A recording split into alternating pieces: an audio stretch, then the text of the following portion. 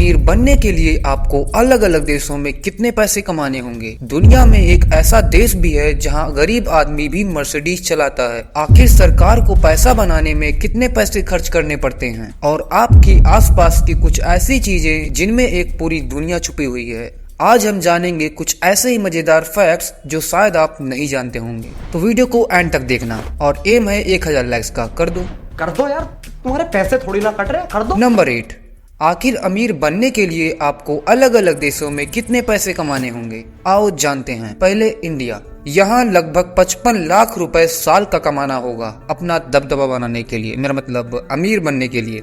दूसरा Switzerland, salary के मामले में स्विट्जरलैंड पूरी दुनिया का बाप है। अगर वहाँ अमीरों वाली जिंदगी जीनी है तो आपके बैंक अकाउंट में हर साल कम से कम 3 करोड़ 90 लाख रुपए का आना जरूरी है। तीसरा सिंगापुर, यहाँ टैक्स और करप्शन ना के बराबर है, इसीलिए सिंगापुर दुनिया की बड़ी बड़ी कंपनियों का अड्डा है।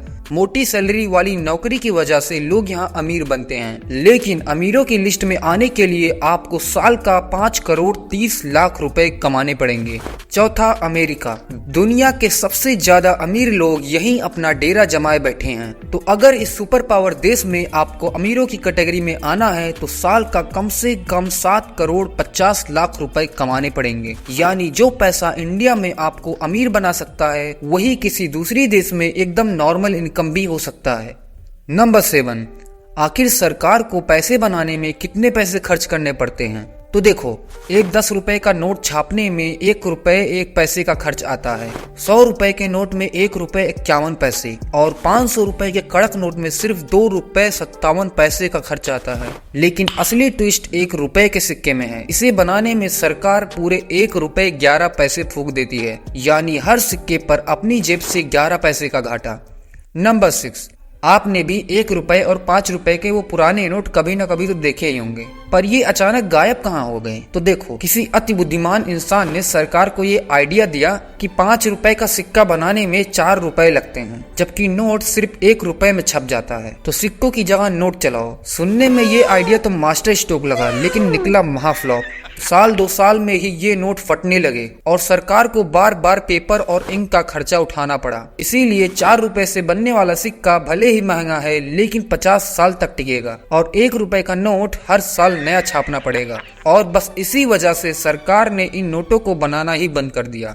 नंबर 5, क्या आपने कभी सोचा है कि 5 रुपए के वो पुराने मोटे सिक्के अचानक गायब कहाँ हो गए। तो देखो, जब सरकार ने ये 5 रुपए के मोटे सिक्के मार्केट में निकाले तो सब कुछ सही चल रहा था, लेकिन फिर कुछ खुराफाती लोगों ने इन सिक्कों में भी कमाई का रास्ता ढूंढ लिया। कुछ समय बाद सरकार ने नोटिस किया कि ये सिक्के भर भर के बांग्लादेश ले जाए जा रहे हैं, लेकिन वहाँ पर तो ये सिक्के चलते भी नहीं है, तो फिर क्या फायदा। तो बात कुछ ऐसी है कि जब सरकार ने पता लगाया तो पता चला कि ये सिक्के जिस मेटल से बनते थे उसी मेटल से सेविंग ब्लेड्स भी बनती हैं। लोग इन सिक्कों को पिघला कर एक सिक्के से 6 ब्लेड्स तैयार कर रहे थे और हर ब्लेड 2 रुपए में बेच रहे थे, यानी 5 रुपए के सिक्के से सीधा 12 रुपए का धंधा। बस फिर क्या था, सरकार का दिमाग घूमा और उन्होंने इन मोटे सिक्कों को बनाना ही बंद कर दिया और उनकी जगह 5 रुपए का ये पतला सिक्का चालू कर दिया।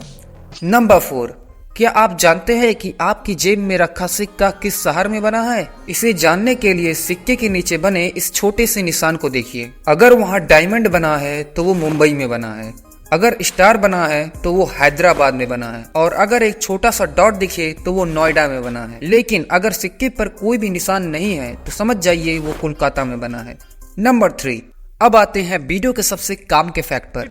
अबे जल्दी बोल, कल सुबह पनवेल निकलना है। मान लो आपकी जेब में रखा 500 रुपए का नोट फट गया और आप किसी दुकान पर कुछ खरीदने गए, तो दुकानदार बोला भाई ये नहीं चलेगा। तो क्या अब वो पूरे 500 रुपए गए काम से?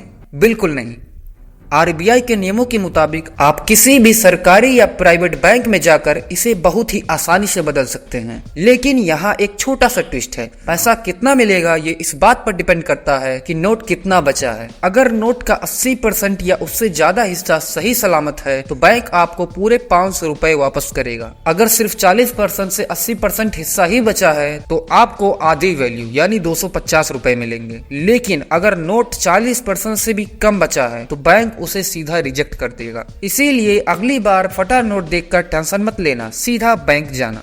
नंबर 2, इस दुनिया में एक ऐसा देश भी है जहां अगर कोई सड़क पर मर्सिडीज लेकर निकल जाए तो लोग मजाक में कहते हैं, लो भाई गरीब वाला गाड़ी आ गया। हाँ, बिल्कुल सही सुना आपने, क्योंकि वहां मर्सिडीज और ऑडी का वही स्टेटस है जो हमारे यहाँ अल्टो और वैगनार का है। अब आप सोच रहे होंगे भाई आखिर ऐसा कौन सा देश है, तो मिलिए दुनिया के दूसरे सबसे छोटे देश मोनाको से। दुनिया का दूसरा सबसे छोटा देश होने के बाद भी अमीरी के मामले में पूरी दुनिया का बाप है। जहां इंडिया में एवरेज एनुअल इनकम लगभग 4 लाख रुपए के आसपास है, वहीं मोनाको में एक आम इंसान की एवरेज एनुअल इनकम करीब 2.5 करोड़ रुपए है। मतलब जितना पैसा यहाँ लोग पूरी जिंदगी में भी नहीं कमा पाते, उतना वहाँ एक एवरेज इंसान सिर्फ 1 साल में कमा लेता है। तो आखिर इस देश के पास इतना पैसा आता कहां से है? तो दरअसल मोनाको एक टैक्स हेवन देश है जहां पर्सनल इनकम टैक्स बिल्कुल 0 है। इसी वजह से दुनिया भर की बड़ी बड़ी कंपनियां यहां अपने ऑफिसेस खोलती हैं। यहां अमीरी का लेवल इतना ज्यादा है कि जब तक आंखों के सामने से रोल्स रॉयल्स, बुगाटी या पगानी जैसी सुपर कार्स ना गुजरे तब तक यहाँ के लोग उसे गाड़ी ही नहीं मानते।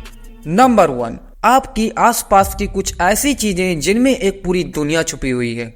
पहला, दोस्तों बाल पेन का इस्तेमाल तो आप डेली करते ही होंगे, लेकिन क्या आपने कभी सोचा है कि बाल पेन एक्चुअल में काम कैसे करता है? तो जब हम इस पेन की निब को माइक्रोस्कोप के नीचे रखकर अल्ट्रा लेवल पर जूम करते हैं तो हमें एक छोटी सी गोल बॉल दिखाई देती है जो लिखते वक्त लगातार घूमती रहती है। इस बॉल का काम होता है इंक को स्मूथली पेपर पर ट्रांसफर करना, जिसकी वजह से आपकी राइटिंग एकदम कड़क और फ्लो में होती है। वैसे इसका नाम बाल पेन भी इसी छोटी सी बॉल की वजह से पड़ा है। दूसरा, अब दोस्तों मोबाइल फोन का इस्तेमाल तो आप रोज करते हैं, लेकिन क्या कभी आपने सोचा है कि आपकी मोबाइल स्क्रीन में ये जो इमेजेस और कलर्स दिखते हैं वो एक्चुअल में बनते कैसे हैं? तो देखो, जब इसे माइक्रोस्कोप से जूम करके देखा जाता है तो स्क्रीन का असली मायाजाल सामने आता है। हमें वो छोटे छोटे पिक्सल्स दिखाई देते हैं। ये पिक्सल्स 3 कलर्स के कॉम्बिनेशन से बनते हैं, रेड, ग्रीन और ब्लू, यानी RGB। इन तीनों की ब्राइटनेस कम ज्यादा होने से ही हमें वो लाखों कलर्स दिखाई देते हैं जो आप अपनी स्क्रीन पर देख रहे हो। तीसरा, अब दोस्तों इस इमेज को देखो, ये है एक प्रोसेसर का छोटा सा टुकड़ा जिसे अल्ट्रा लेवल पर जूम किया गया है। इसके अंदर ये जो छोटे छोटे पैटर्न्स दिखाई दे रहे हैं, इनके नीचे छिपे होते हैं करोड़ों अरबों ट्रांजिस्टर्स। ये ट्रांजिस्टर्स इतने छोटे होते हैं कि इन्हें आम माइक्रोस्कोप से देखना भी नामुमकिन है। और आज के जो लेटेस्ट और प्रीमियम स्मार्टफोन्स आते हैं उनकी चिप्स में 15 बिलियन से लेकर 20 बिलियन से भी ज्यादा ट्रांजिस्टर्स एक छोटी सी चिप पर ही फिट किए जाते हैं। तो इससे आप ये अंदाजा लगा ही सकते हो कि ट्रांजिस्टर्स की ये दुनिया कितने छोटे लेवल पर होती है, और इसीलिए ये एडवांस चिप्स दुनिया में बहुत कम देश और कंपनियां ही बना पाती हैं, जैसे TSMC और सैमसंग।